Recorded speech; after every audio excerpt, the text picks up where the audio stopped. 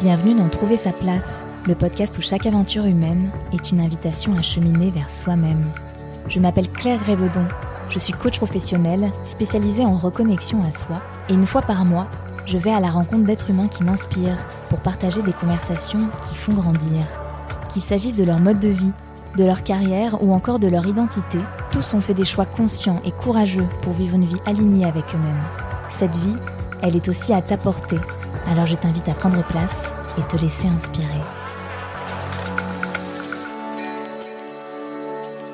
J'ai une petite surprise pour vous aujourd'hui. Puisqu'on commence l'année, j'avais envie de la commencer un petit peu différemment cette fois. Il y a un mois de ça, j'ai eu l'honneur d'être invitée par ma chère amie Claire sur son podcast, le podcast de Claire Bardin. Pour la première fois, je suis passée de l'autre côté du micro. Elle m'a offert ce cadeau de me déposer, d'être entendue, mais aussi et surtout de pouvoir partager avec vous, tous et toutes, un petit morceau de moi. Alors je me suis dit que peut-être ce serait une bonne idée de commencer l'année en passant de l'autre côté du micro aussi sur Trouver sa place, pour que peut-être on apprenne à mieux se connaître, vous et moi. Alors pour la première fois, je vais pas avoir d'invité, puisque c'est moi qui vais être l'invité. Alors je laisse la place à la conversation que Claire et moi avons eue. Et d'ici là, je vous souhaite une merveilleuse année 2025 et je vous souhaite que cette année soit une année d'expansion de tout votre être. Je vous embrasse et je vous souhaite une belle écoute. Salut Claire. Salut Claire. Bienvenue sur mon podcast. Merci. Je suis hyper privilégiée qu'on prenne le temps dans un endroit, je crois qu'on aime toutes les deux. On est actuellement au Café des Habitudes. Parce que je te recevais et que la nature de cet épisode, elle est un petit peu particulière parce qu'il s'agit de te présenter aussi sur ton propre podcast. Donc on est un double Claire aujourd'hui pour double bienfait d'épisodes sur nos plateformes respectives. Merci de m'octroyer aussi le privilège de te faire parler sur ton média. Un beau cadeau que tu me fais, donc merci pour ceci. Longue introduction pour dire que comme c'est nouveau pour moi, je me suis dit que j'allais faire quelque chose pour la première fois moi aussi sur mon podcast et que je n'allais pas laisser le soin à mon invitée du jour de se présenter elle-même. Alors si tu permets, j'ai quelques mots pour toi pour débuter cet épisode. Ma chère Claire, j'aimerais m'offrir le luxe de la nouveauté pour cet épisode, comme je viens de te le dire. Et pour cette nouveauté, j'ai choisi de t'introduire et pour ce faire, de m'essayer à te résumer. Ou plutôt, en fait, je devrais dire te peindre, afin que nos auditeurs respectifs entrevoient un peu mieux la personne qui est en face de moi. Claire, tu as ce talent de rassembler deux antinomies. Tu es solaire et givrante à la fois. Tu es solaire, évidemment, on te l'a déjà dit sans doute, par ton énergie, ton sourire, ta joie, tes cheveux. Dans la vie, tu aimes danser, bouger, vibrer. Je crois pouvoir dire quelque part dans ton parcours que tu t'es fait la promesse de te sentir vivante pleinement tous les jours. Et puis, tu es un peu givrante, parce que lorsque tu pénètres un espace, tu peux littéralement figer ce qui s'y trouve. Par ton charme peut-être pour certains, et ça je n'en doute pas, mais dans mon cas, par ta réelle présence. Quand t'es là, Claire, t'es toute là. Tout de toi se donne à la personne en face de toi. Rares sont les fois où tu détournes le regard. Je te soupçonne même de lire en nous, tes interlocuteurs. Je crois que tu décèles sans juger et que tu lis sans mots. Alors ma Claire, tu es une femme, une sœur, une fille, une amie, une lectrice insatiable, une coach professionnelle et une amoureuse de la vie. Et maintenant et pour toujours, tu es la première invitée de mon podcast en 2025. Claire Grévedon, bienvenue. Waouh, je ne m'attendais pas à ça. Et je suis sans mots et un peu émue. Tu m'as eu Claire. Tu sais, je me suis dit, puis on le partage avec beaucoup des invités, c'est que la définition, à la question qui tu es, les gens ils figent parce que on est tous une génération un petit peu où les étiquettes c'est pénible. Mais c'est aussi prendre pour acquis que les étiquettes qu'on nous met elles sont pas bonnes ou qu'elles nous arrêteraient dans quelque chose. Mais je pense qu'on est aussi capable de choisir des étiquettes qui sont souples, qui nous vont bien et qui sont bienveillantes. Donc petite dose de love aux étiquettes qui parfois servent quand même dessiner les pourtours d'une personne. Donc, chers auditeurs, vous me direz si vous voyez mieux Claire maintenant. Je peux vous dire la taille qu'elle fait, les yeux qu'elle a. Ça n'aurait pas trop d'effet pour la suite de la conversation. Comment tu vas, Claire ? Écoute, Honnêtement, on ne peut mieux là. J'étais déjà très très bien ce matin. J'ai commencé la journée tout en douceur, ici au Café des Habitudes, sur un canapé, à faire le bilan du mois passé et me projeter sur le mois. Donc bref, un des bonbons de ma vie d'entrepreneur depuis maintenant 3 ans que je me suis créée. Et là, je me sens encore mieux parce que, tu vois, je me sentais déjà extrêmement privilégiée que tu m'accueilles sur ce podcast, honnêtement, que tu me fasses cet honneur. Et là, tes mots me vont vraiment droit au cœur. Et je t'enverrai le petit papier. J'aimerais bien l'avoir. Je vais le mettre dans mon dossier Good Vibes Only, qui existe pour de vrai, pour les moments où tu as besoin d'un petit coup de boost. Le love, c'est surtout que c'est pas évident pour moi à la base de recevoir de l'amour. Et je travaille en ce moment même ma réception, le fait de recevoir. Donc, tu me fais ce cadeau aujourd'hui et je le prends. Je prends tout ce que tu as dit sur moi. Amoureuse de la vie, certainement. Ça, c'est clair. Est-ce que c'était une bonne année ? Parce qu'au moment où on se parle, on est en 2024, puis tu as parlé de bilan. Là. Est-ce que t'es une fan des bilans et tu fais tout le temps des bilans ou ça donne comme ça ? Comment t'as vécu 2024, Claire ? Et là, on se diffuse en fait surtout aux portes de 2025, qui est franchie. Qu'est-ce que t'entrevois ? Est-ce que tout est planifié ? Quelle place tu laisses à l'imprévu aussi, toi, dans ta vie ? Ouais, quand même. Je suis control freak qui se soigne. C'est possible. Qui se soigne par la danse, qui se soigne par l'acceptation et l'amour de toutes les parts de moi, même celles que je considérerais moins jolies. Très contrôlante de base, mais j'ai choisi aussi un homme qui n'est pas du tout dans la même énergie que moi et qui vient me challenger beaucoup sur la spontanéité, l'imprévu. Donc c'est bon aussi, mais je me l'autorise de plus en plus aussi, la spontanéité. J'ai une bonne vision pour 2025, je te dirais. Et normalement, l'épisode va sortir en janvier, mais là, on est début décembre quand on l'enregistre. Et normalement, à cette étape-là, à ce stade-là de l'année, je suis à fond, je suis dans le jus, je suis dans la précipitation il reste 3 semaines avant les fêtes, etc. Et pour la première fois, je me suis autorisée à ralentir, pas être dans le jus, tu vois, à m'autoriser à faire cet épisode alors que je pars pour 6 semaines vendredi de Montréal et que d'habitude c'est toujours le stress du départ, tout ce qu'il faut préparer et tout.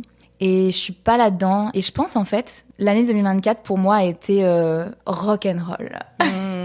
Il y a eu vraiment... Levez la main, celles et ceux pour qui ça ne l'a pas été. Ouais, c'est on clair. veut vous voir. Oui, on veut vous entendre. Ça va peut-être paraître cliché, mais cette année m'a énormément appris. Et justement, elle aurait été lisse et pas rock'n'roll, j'en serais pas là aujourd'hui. En fait, ça a été tellement source d'apprentissage challengeant que dès cet été, j'ai commencé à avoir une vision pour l'année prochaine qui a influencé déjà mes choix cette année.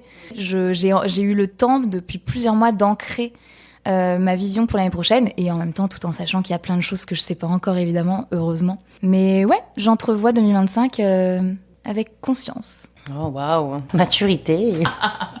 Non mais je suis pas parfaite là. Non mais tu vois déjà tu brises une étiquette ou tu ajoutes une étiquette que je t'aurais pas mise. Moi j'ai jamais eu la perception que t'étais contre le fric. Ah ouais. Plus organisée que moi peut-être sans doute, mais pas de là à dire que je pensais que la spontanéité était naturelle chez toi. Ah c'est intéressant. Alors que tu désapprends à planifier. Ah ouais, vraiment. Tu sais, planifier, ça m'aide énormément dans ma vie, là. Tu sais, on le sait, on est entrepreneurs toutes les deux. Toi, en plus, t'es maman. Je le serai peut-être un jour. C'est très utile je suis aussi très disciplinée. Ça, j'ai compris que j'avais cette chance-là. Et que qu'on n'était pas égaux tous face à ça. Et ça aussi, ça m'aide beaucoup. Ça m'aide à ancrer des routines, à ancrer tu parlais de bilan. Moi, en fait, je fais un peu des bilans quotidiennement, littéralement, puisque tous les matins, je fais le point sur mes 24 dernières heures. Donc, ça fait peut-être contrôle fric, mais c'est ma manière à moi d'avancer. Et du coup, je fais beaucoup moins, tu vois, je le fais maintenant avec les entrepreneurs. Mais avant, je le faisais pas, ce bilan mensuel. En général, je commençais l'année, puis mon bilan de l'année et ma projection, c'était en février. Et du coup, j'étais coach déjà, donc je sentais l'impostrice en moi, tu sais, genre la fille, c'est la seule qui planifie pas et tout. Mais en fait, je fais de manière plus organique maintenant. Donc oui, je suis une contrôlante, mais qui se nourrit de spontanéité aussi. Donc on parlait finalement quelqu'un d'équilibré, quoi. On parlait de part de soi. En fait, je suis un peu tout ça. Je suis les deux. D'aussi loin que tu te souviens, la petite Claire, elle était déjà dans la discipline. Ça a toujours fait partie de toi. Moi, j'ai l'impression qu'on est plusieurs, en tout cas dans mon entourage, à à se dire qu'il faut l'acquérir parce que finalement c'est un challenge qu'on rencontre en fait, on peut pas toujours cueillir la fleur de la graine qu'on a plantée la veille, pardon. Il y a cette impatience qui détruit le rapport à la discipline, je pense un petit peu. On voudrait que tout aille plus vite. On a du mal à juste rester focus, puis à arroser son jardin. Moi, c'est une des définitions que je donne à la discipline, mais il y a aussi le fait de juste se mettre au travail, rester focus, etc. Sans parler de grands résultats, mais t'as toujours été comme ça, toi, Claire? Ouais, c'est drôle, il y a le mot résilience qui m'est monté en t'entendant sur le côté travailler, enfin faire ce qu'il faut, planter les graines jusqu'à ce qu'un jour... Écoute, pour répondre à ta question, en fait, je suis très intense. J'ai de l'intensité en moi.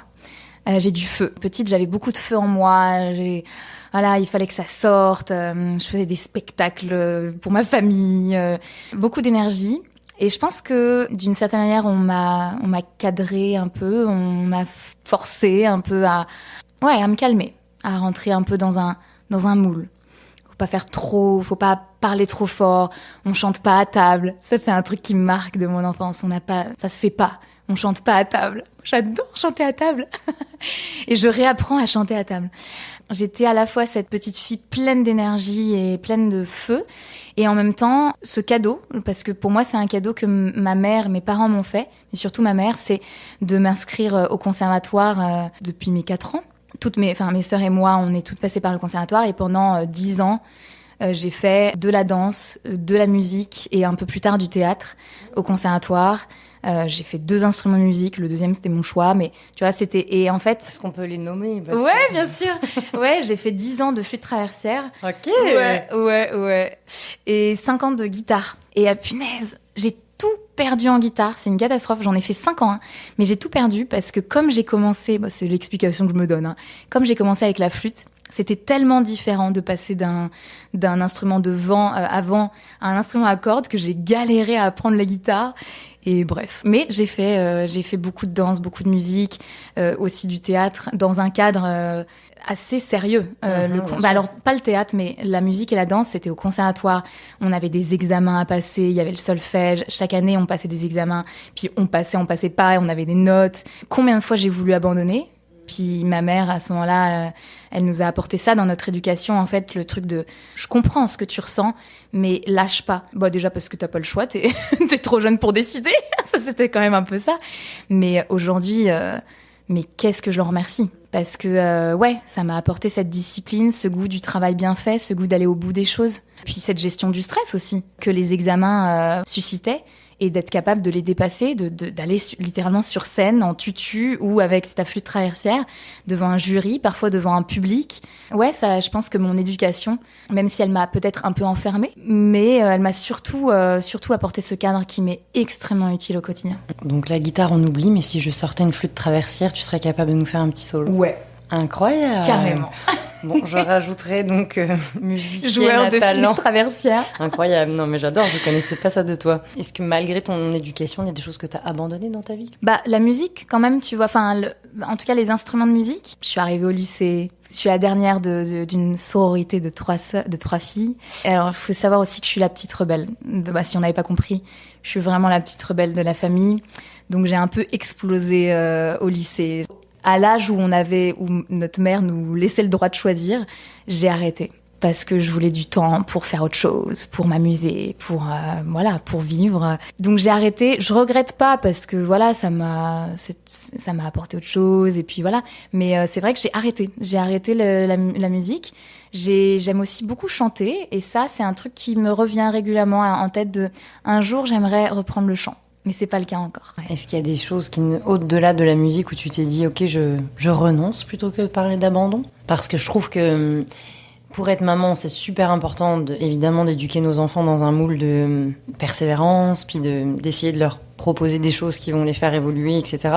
Mais à quel moment on nous apprend à être bien avec le renoncement? Je sais pas, j'ai l'impression, en tout cas moi dans mon éducation, jamais.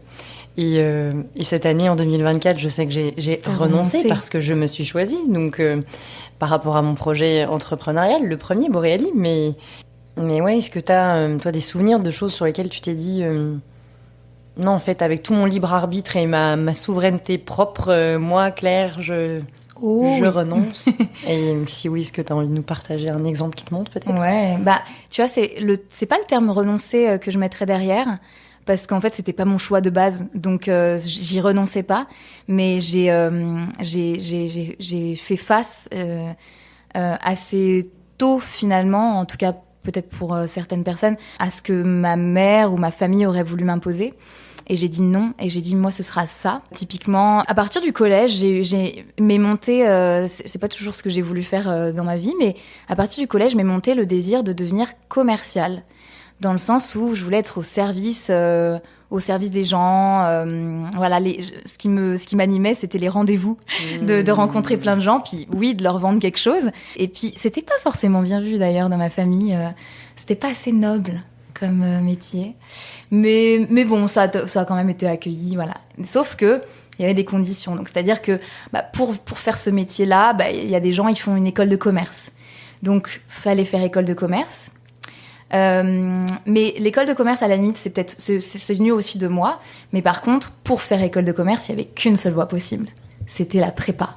Pour ceux que peut-être ça parlera à certains, c'est les 2 ans d'école préparatoire où tu cravaches en fait, tu cravaches pour passer les examens et essayer d'être accepté dans les meilleures écoles voilà, en France. Et ça me parlait pas du tout.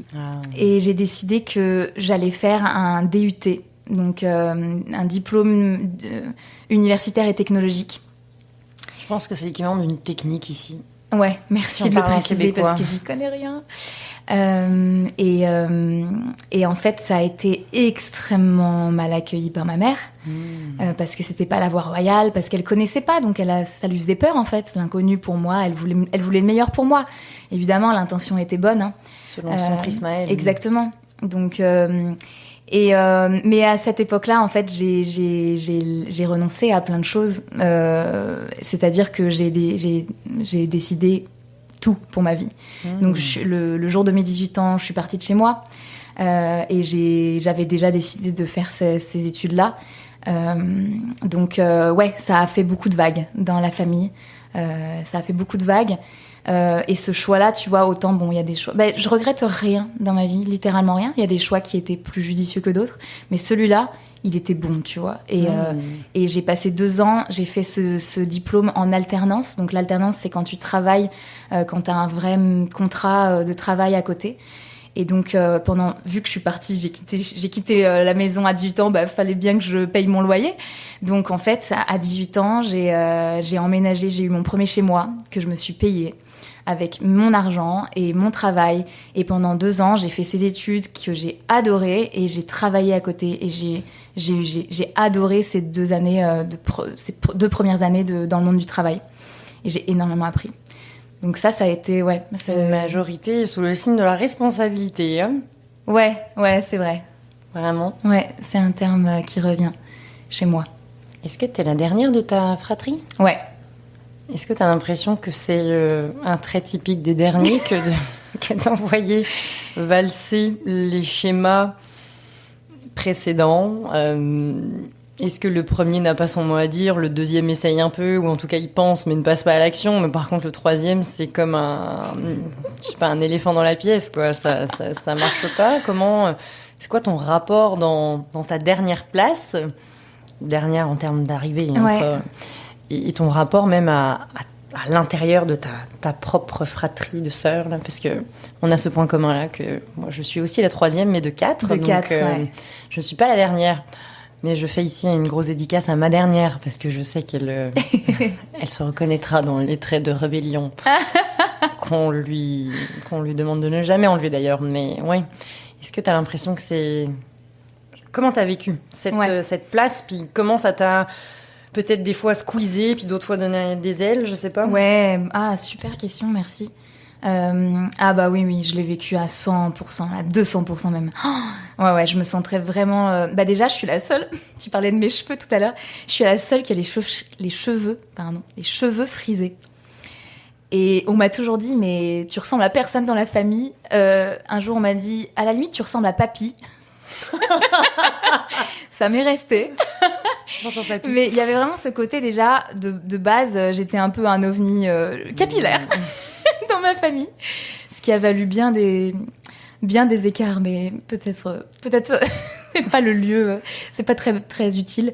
Mais ouais, je me suis toujours sentie, vraiment, ouais, c'est ça, la petite dernière, à la fois chouchoutée, parce que extrêmement aimée. J'ai reçu énormément d'amour dans ma vie, par mes parents, par mes grands-parents, ma mère. Ma mère a été. Je travaille aussi là-dessus, sur ce lien mère-fille. Mais ma mère a été, j'étais vraiment, qu'on pourrait qualifier de chouchoute là. Et donc dans le discours de mes sœurs, c'était de toute façon, toi, t'es la petite dernière, on te passe tout, tu peux faire n'importe quoi que maman ou papa, ils diront rien. Et c'est vrai que j'ai fait beaucoup de conneries. J'ai fait beaucoup de conneries que mes sœurs, peut-être qu'elles cachaient mieux leur Elles avaient d'autres outils pour voilà, passer exactement. inaperçu. Mais quand même, je crois savoir, même, j'en suis sûre, d'avoir été vraiment. J'en ai fait baver à mes parents. Et donc, oui, je pense que le côté petite dernière, ma mère était fatiguée, franchement, je sais pas. C'est clair. Je sais pas pour tes parents, mais c'est ça. Mes parents se sont séparés quand j'avais 7 ans. Et donc, même si mon père a toujours fait une partie importante dans notre éducation, dans notre vie, c'est quand même ma mère qui, au quotidien, on a déménagé à l'autre bout de la France. Enfin, pas à l'autre bout, mais bref. C'est quand même ma mère qui nous a élevés au quotidien. Elle nous l'a bien fait comprendre aussi que c'était pas évident tous les jours et que voilà. Mais je pense qu'elle était fatiguée aussi, donc elle a lâché prise sur plein de choses avec moi, ma mère. Donc oui, j'aurais tendance à penser ça. Et en même temps, tu vois, j'apporte une nuance, c'est que je pensais que c'était le trait des derniers, jusqu'à ce que je rencontre l'homme avec qui je partage ma vie, qui est le premier d'une fratrie de 3.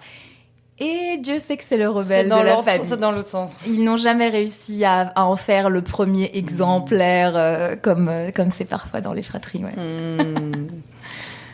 Ton podcast, il s'appelle Trouver sa place. Oui. Alors, j'ai plein de questions qui me viennent. Déjà, est-ce que ta place, parce qu'on est sur la fratrie, parlons-en, mais est-ce que ça a été évident pour toi d'être la dernière ? Est-ce que tu as toujours bien vécu Parce que ça peut être déroutant pour l'aîné ou dans les plus grands de voir la dernière se permettre peut-être même des choses que nous, on a toujours rêvé, mais qu'on ne s'est jamais autorisé. Fait, quel lien t'entretiens avec tes sœurs maintenant, avec ton œil d'adulte ? Est-ce qu'il y a une proximité entre vous ? Est-ce que vous êtes capable d'échanger, de grandir ensemble ? Ou est-ce que chacune est à sa place et les ponts sont parfois moins évidents ? Ça, c'est ma première question sur trouver sa place à l'intérieur de sa propre coquille familiale. Oh oui. Alors là, mes sœurs... oui, t'as posé une question double, donc oui à quoi ? Non, mes sœurs et moi, aujourd'hui... elles sont extrêmement importantes dans ma vie. Je me dis souvent que peut-être je fais pas assez d'ailleurs, comme j'habite loin, voilà. Mais elles sont extrêmement importantes pour moi. Je les aime du fond du cœur. On est extrêmement différentes les unes les autres. Et en même temps, c'est ce qui fait notre richesse. Et aujourd'hui, on se respecte là-dedans et on s'aime là-dedans. Mais ça n'a pas toujours été le cas. Et effectivement, ça a été parfois douloureux. En même temps, j'imagine, on traverse tout ça, mais ça a été douloureux pour ma sœur aînée comme pour moi. Je pense qu'on avait 7 ans on a 7 ans d'écart. Et autant aujourd'hui, l'écart est plus, ça fait plus le même effet. Autant à l'époque, c'était un gros écart. Et on se fightait beaucoup, on se disputait. Elle a vite quitté le nid aussi. Donc on se voyait pas tant que ça, mais quand j'étais dans mon adolescence, elle était elle était jeune adulte, et on avait ce côté toutes les deux, franchement, à être persuadées qu'on savait tout, surtout. Donc moi, en tant qu'ado, j'étais dans ma rébellion et donc je pensais savoir tout sur tout, mais elle aussi, franchement, Stéphanie. Si tu m'écoutes, elle aussi, elle était dans mais de toute façon, t'as rien compris à la vie, t'es qu'une petite, tu sais pas ce que c'est, et moi je sais parce que je suis l'aînée, quoi. Donc c'était et puis je pense pour celle du milieu, Alice, elle est très famille, et je pense que ce qui a été plus difficile pour elle, c'est de voir Ça a été difficile pour toute ma famille, mais là, je vais toucher un pan de ma vie important. C'est qu'il y a eu toute une période de ma vie de jeune adulte où j'ai disparu de ma famille un peu. Pendant plusieurs années, les ponts se sont coupés. Pas de ma volonté, mais en même temps, c'est quand même moi j'ai choisi d'une certaine manière, même si j'étais pas à l'aise avec ce choix. Peut-être on en reparlera, peut-être pas, mais et du coup, ça a été difficile pour mes sœurs, je pense, mais pour mes parents aussi, de me voir m'éloigner, de plus avoir de contact avec moi, de plus pouvoir voilà. Et je pense particulièrement non, en fait, différemment, mais pour mes deux sœurs, différemment. J'en ai oublié ta question, mais... Non, mais trouver sa place, j'aime ça parce que je te questionnais sur ça. Je trouve que j'ai rarement des invités, en fait, j'en ai jamais eu avec qui j'ai exploré le lien familial.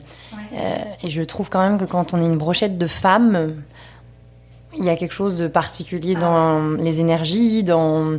Et ce que tu as dit juste en introduction de réponse était déjà en soi une magnifique réponse. On a compris qu'on était toutes différentes, on s'aime et on se respecte là-dedans. Moi, je crois que parallèlement, j'ai longtemps voulu ressembler à mes sœurs. Et jusqu'au jour, il n'y a pas si longtemps, où j'ai compris qu'on était toutes dans une unicité, mais que notre unicité globale ne n'est pas interférée sur le fait qu'on était chacune singulière.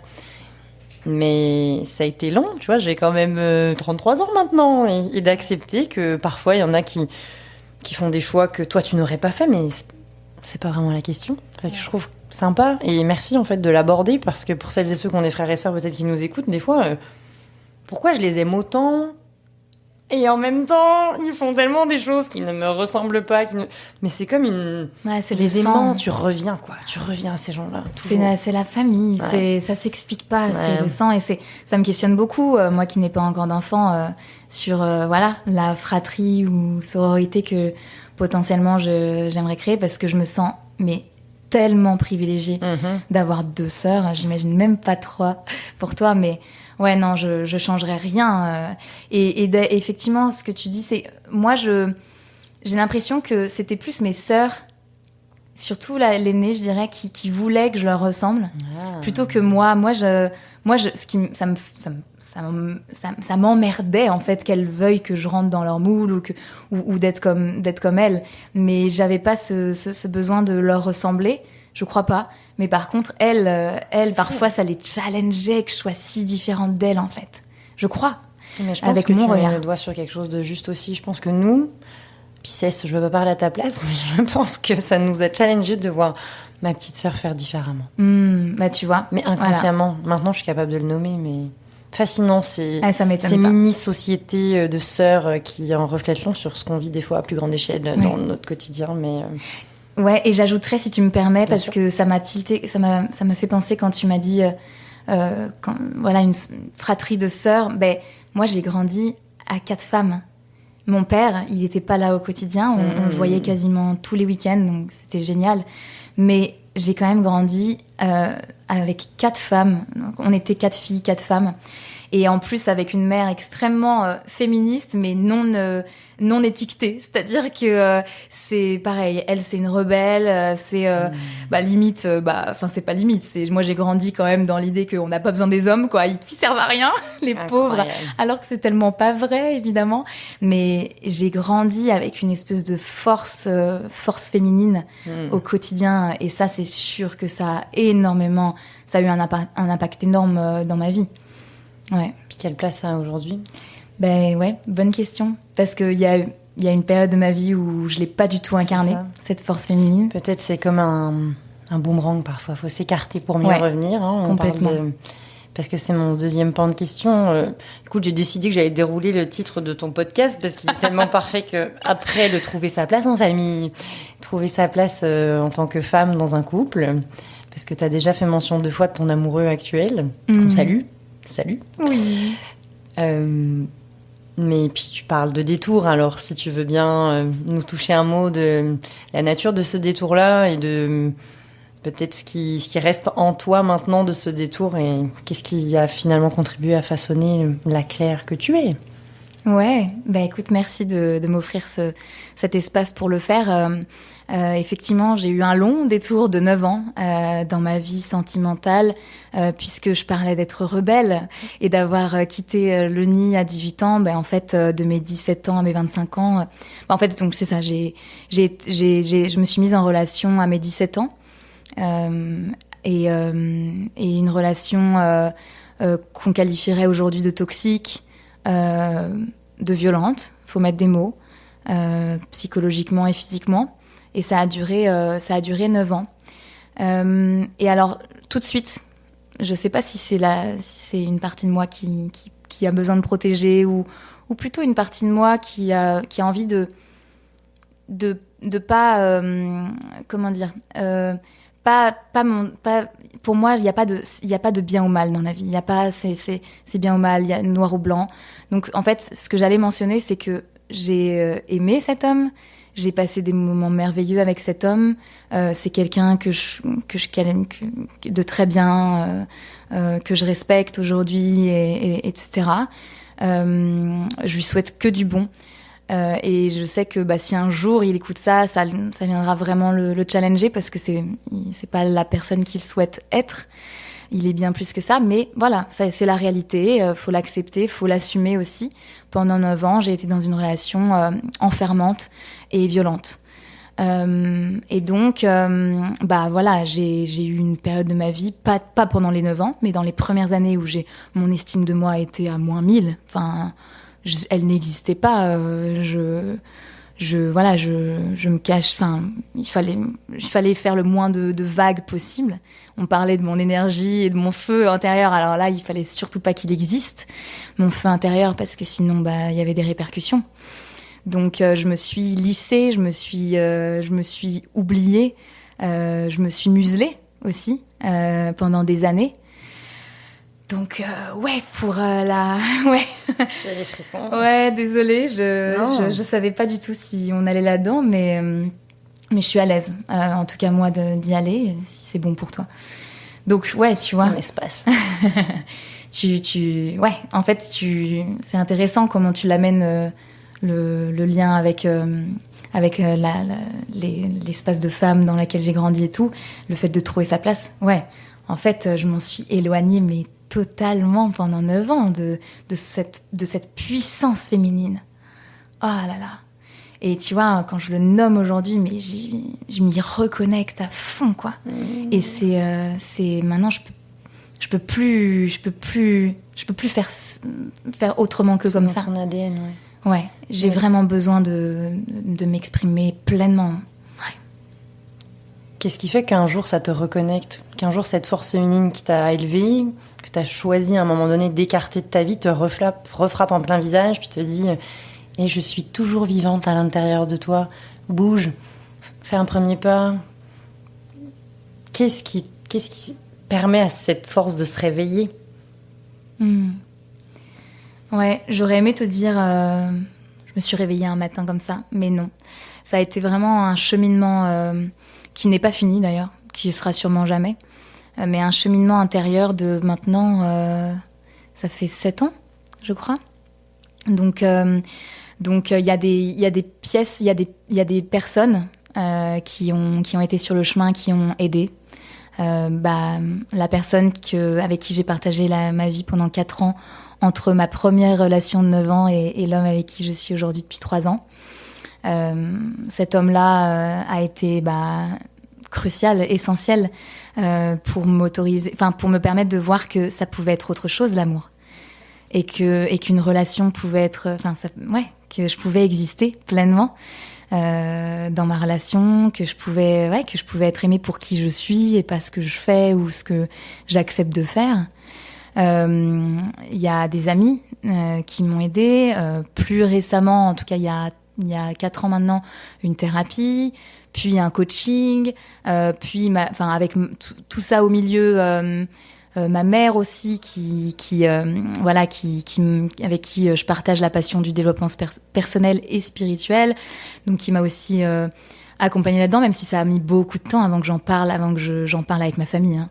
Parce que c'était l'éléphant, tu parlais d'éléphant, tout le monde le savait, mais on en on n'en parlait pas. Aujourd'hui même, on n'en parle pas tant que ça. Mais puis c'est ok aussi, hein. On n'est pas obligé de parler de ça tous les jours. Mais donc ouais, ça a pas été, me reconnecter à ma puissance féminine, à mon feu intérieur, ça a été un cheminement de 7 ans. Et c'est un cheminement encore aujourd'hui. Tu parlais de la danse. La danse me reconnecte énormément à mon feu intérieur. Plein de choses. Le fait que je vive aujourd'hui de ma passion, que je fasse ce que j'aime, que je me crée la vie qui me ressemble. Mais je te dirais, tu vois, que la relation que j'ai partagée, que je nommais, j'étais à une phase de ma vie où je m'autorisais pas encore pleinement. Et donc, malheureusement, pour nous, malheureusement pour lui, cette relation ne pouvait qu'être un passage. Et je suis désolée de le nommer comme ça, mais parce que moi-même, j'étais pas reconstruite, en fait, et je pouvais pas donner mon meilleur.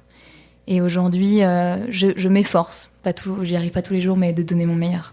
À moi-même d'abord, avant tout. Et à l'autre ensuite. Et ça, le avant tout, moi-même d'abord, c'est quand même récent. Et aujourd'hui, c'est non négociable. Le fameux mon masque à oxygène en premier. Hein, cette image de quand les masques tombent dans l'avion, que tout le monde a déjà vu que dans un film, mais pas du tout en vrai. On vous souhaite pas de vous être rendu là. C'est ça de se poser d'abord avant d'aider les autres, mais t'as tiré la couette beaucoup pour les autres et maintenant tu te gardes au chaud, quoi. Ouais, et même encore aujourd'hui, tu vois, en ce moment, je suis dans cette exploration de yin et yang. Ça parlera peut-être, voilà, le yang, l'énergie masculine, l'énergie de l'action, de donner aussi. Le yin, l'énergie féminine, qui est aussi dans le recevoir. Et en fait, je me suis rendu compte récemment qu'encore aujourd'hui, je ne reçois pas ou peu.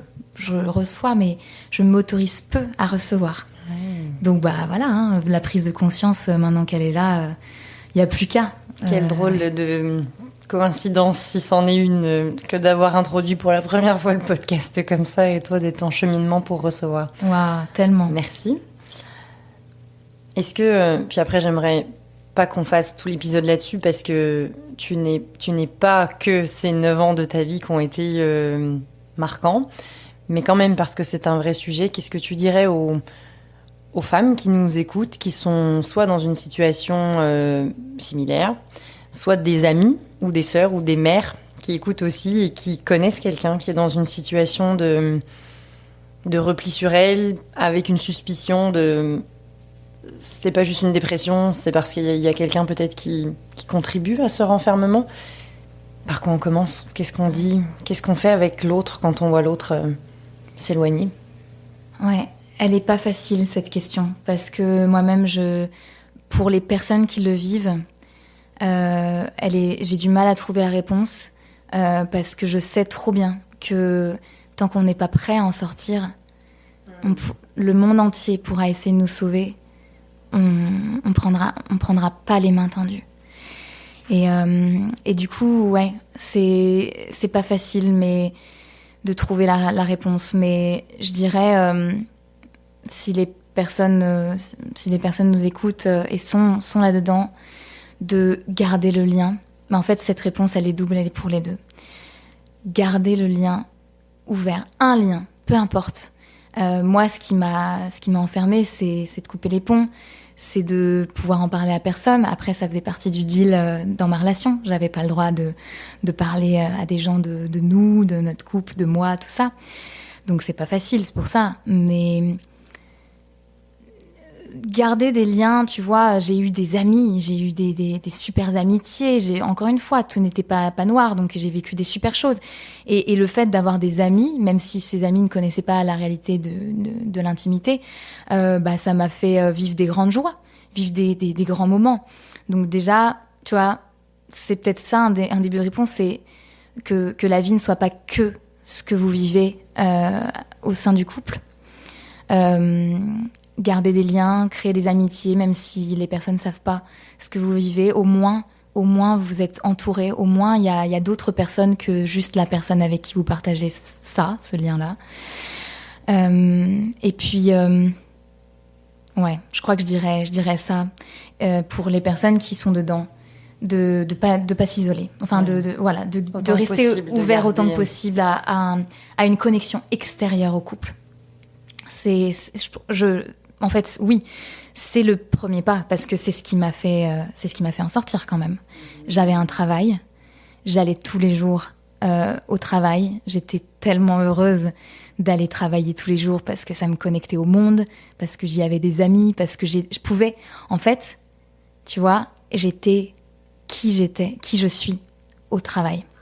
Je m'autorisais à être pleinement moi-même, à être, voilà, la personne solaire, qui rigole, qui est joyeuse, etc. Ben, au travail, je m'autorisais à l'être. Donc, ça a été, en fait, ça a été comme un fil, un lien conservé avec l'extérieur qui, progressivement, m'a permis d'en sortir. Et c'est les gens au travail, c'est d'ailleurs voilà, la personne avec qui j'ai partagé ces 4 années, je l'ai rencontrée au travail, les amis qui m'ont soutenue dans tout ça, je les ai rencontrés au travail. Donc le fait d'aller au travail, d'avoir cette connexion à l'extérieur m'a énormément aidée. Et pour répondre pour les personnes, l'entourage, mais c'est exactement le même conseil. Et celui-là, lui, il est facile pour moi et il me tient très à cœur. C'est garder le lien, toujours sans jugement, le plus possible, même si c'est extrêmement souffrant pour vous. Puis là, l'émotion me monte parce que c'est drôle, j'ai moins d'émotions pour moi qui ai vécu tout ça que pour les gens. Encore une fois, le don, hein, mais pour ma famille qui a énormément souffert à travers tout ça. Mais à leur manière, ils étaient là. À leur manière, ils étaient là, ils ont gardé le lien. Oui, il y a eu des maladresses, mais ils ont fait de leur mieux. Mon Dieu, qu'ils ont fait de leur mieux. Et ouais, de garder le lien, parce que un jour, la personne sera prête à prendre la main que vous lui tendez.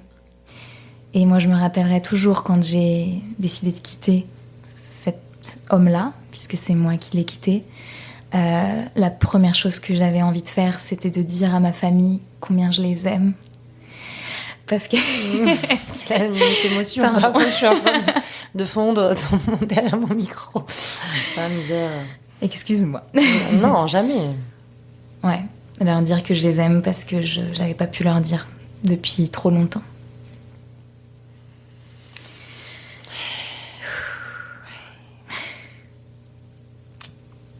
Ouais, je suis censée enchaîner, moi, après ça. Mais... ouais, merci.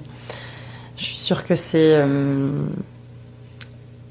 absolument nécessaire de libérer aussi la parole sur ça. Et ouais. C'est pas que je nourrissais l'envie de te mettre sur le spotlight, mais que je sais que ta grande intelligence émotionnelle, notamment, permet aussi de prendre du recul et de mettre des mots sur des choses que peut-être les gens savent pas nommer.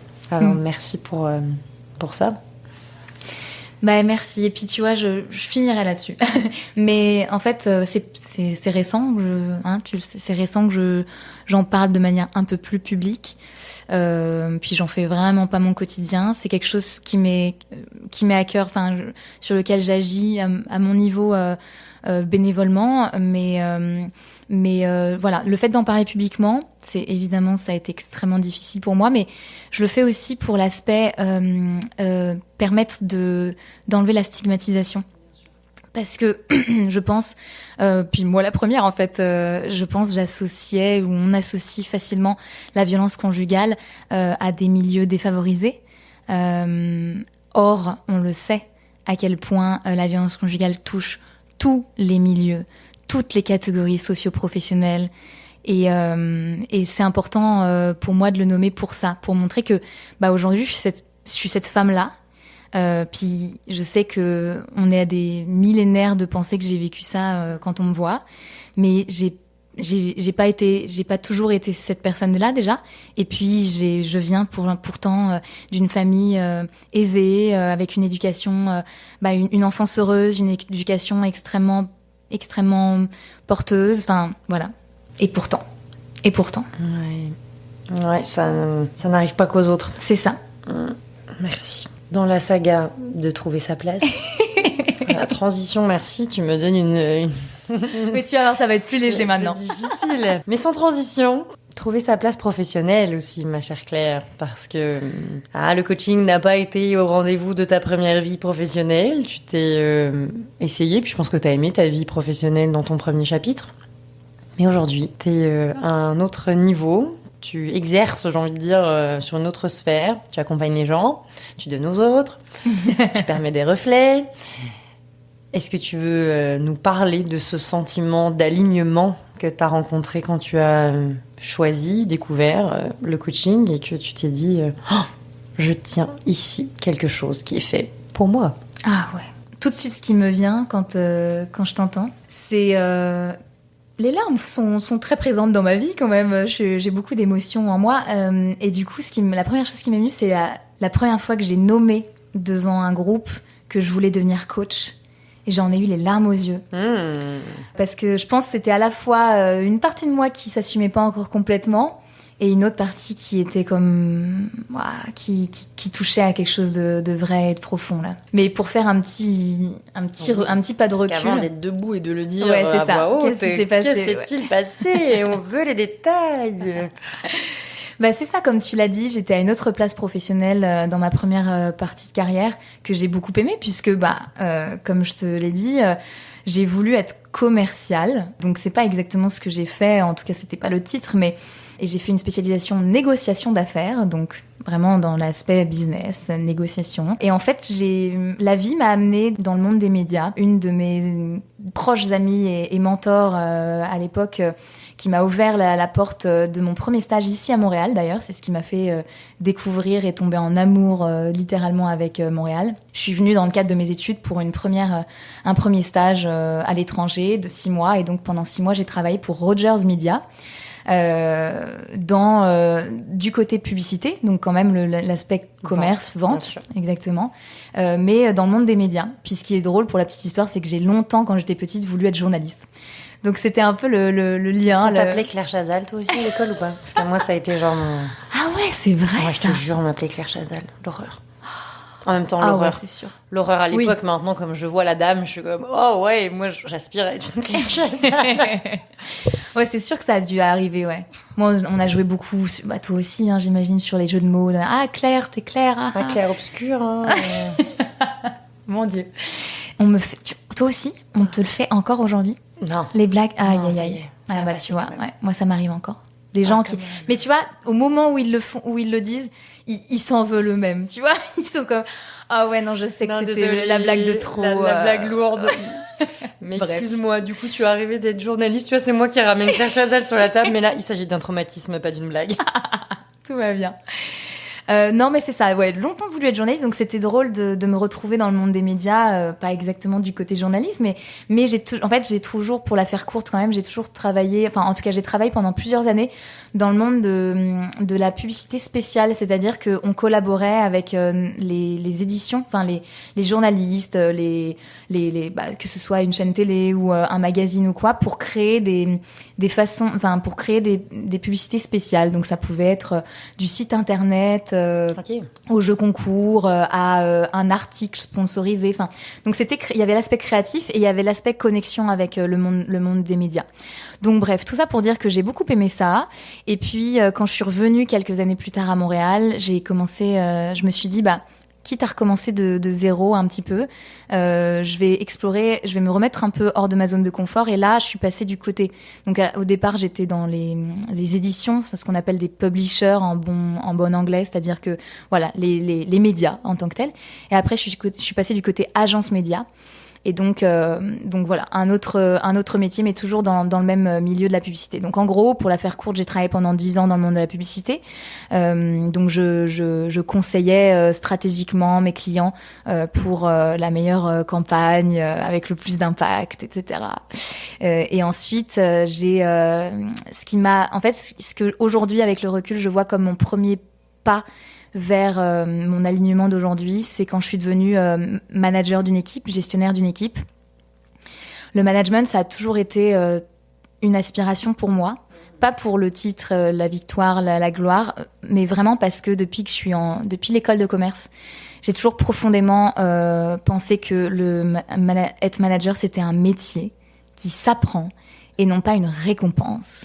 Et Dieu sait que j'en ai vu des gens qui devenaient managers parce qu'ils avaient fait des bons chiffres ou parce qu'ils avaient été bons techniquement à ce qu'ils faisaient et qui tout à coup, l'étape d'après, logique, c'est la promotion.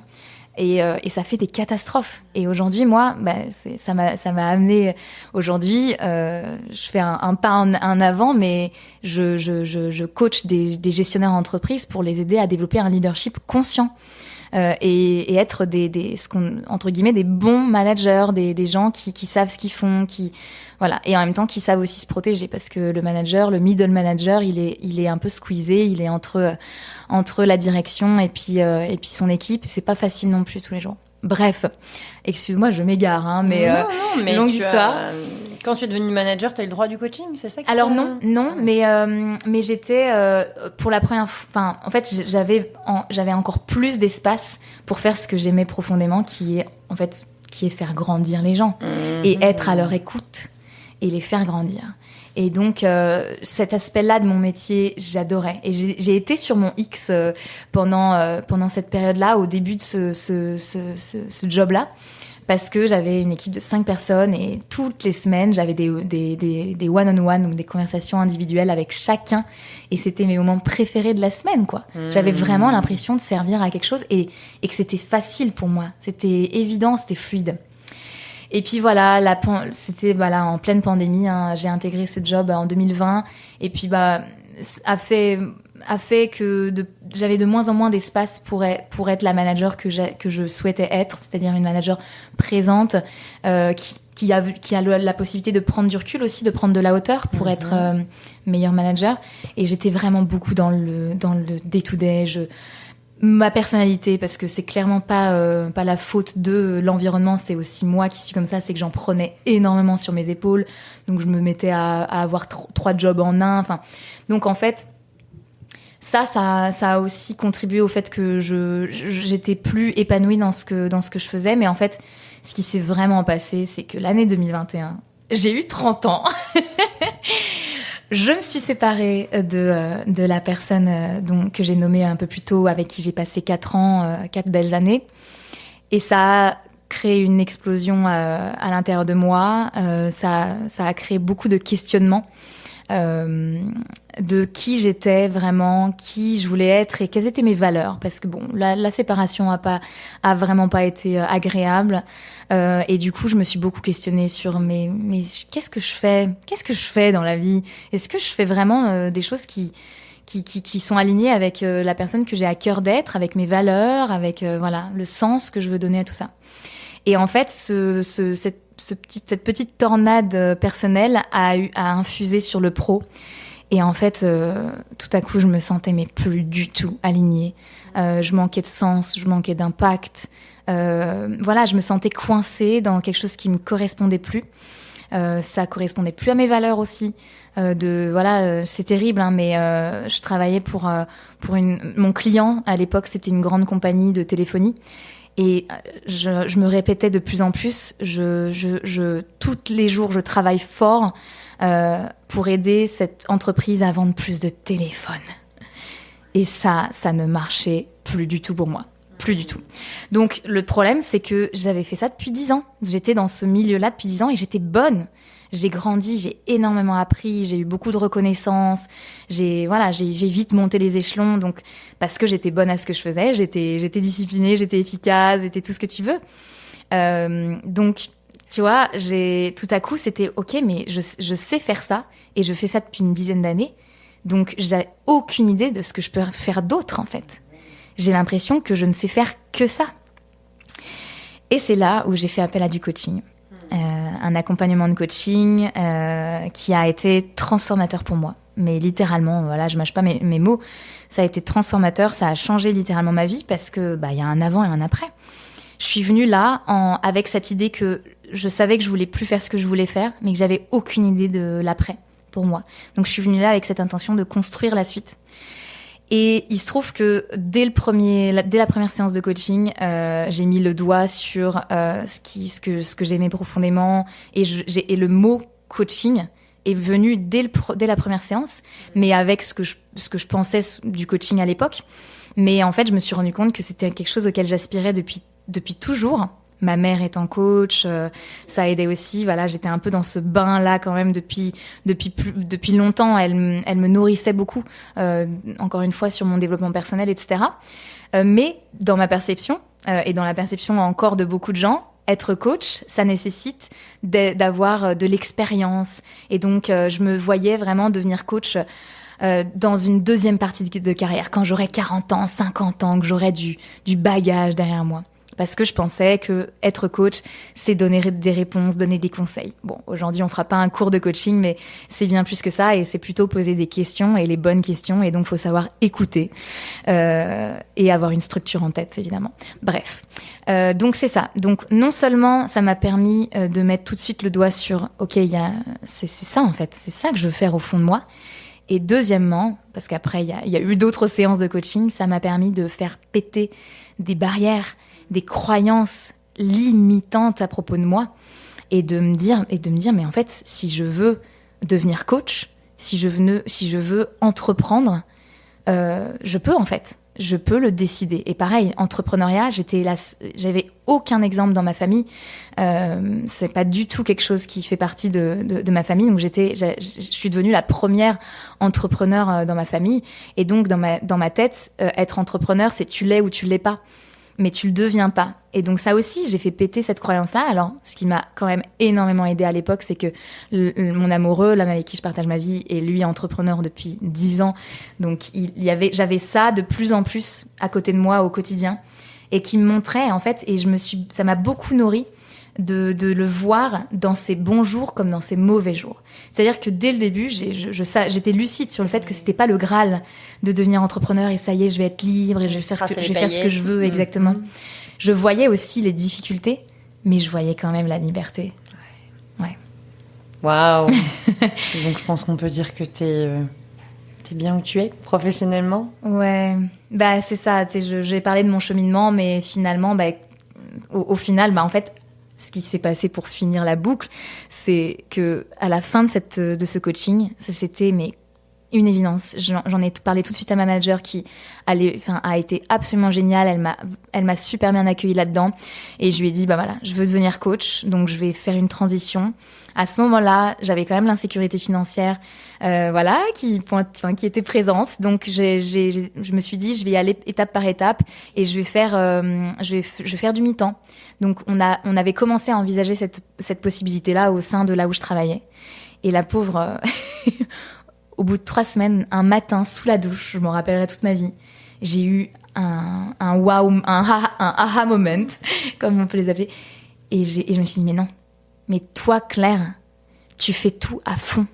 Tu fais tout à 200%. Et en fait, si tu gardes un pied dans le monde de la publicité, dans le monde de l'agence, comme c'est ce que tu sais faire aujourd'hui et que c'est ce pourquoi t'es payé, tu vas continuer de tout donner, de te donner à fond là-dedans, et du coup, tu vas pas t'investir à fond dans ce projet qui est une évidence pour toi et qui te tient à cœur. Donc ce matin-là, j'ai démissionné et j'ai dit non. En fait, me connaissant, et là, c'est vraiment moi là. Je sais qu'on est tous différents par rapport à ça. Me connaissant, il fallait que j'y aille all-in ou pas. Et j'y suis allée all-in, et c'était il y a 3 ans. Et donc, je me suis formée au coaching en même temps que j'ai lancé ma business. Il y a des raisons derrière tout ça. Et ça s'est construit. Et en fait, ça a pas été facile, hein. L'entrepreneuriat, on sait que c'est des hauts, des bas, des insécurités, des doutes, des mon Dieu, mais pourquoi j'ai quitté le salariat et la sécurité du salariat, enfin tout ça à la fois. Mais s'il y a bien une chose qui est restée fixe depuis le début, c'est que je suis absolument à ma place avec ce métier de coach. Et les gens me le rendent bien.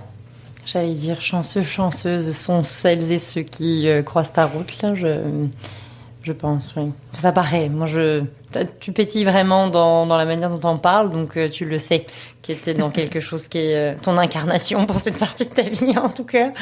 Je le sens, en tout cas. Ouais. Je le sens au plus profond de mon corps, que je suis à ma place. Souvent plus important que de le savoir dans sa tête, exactement.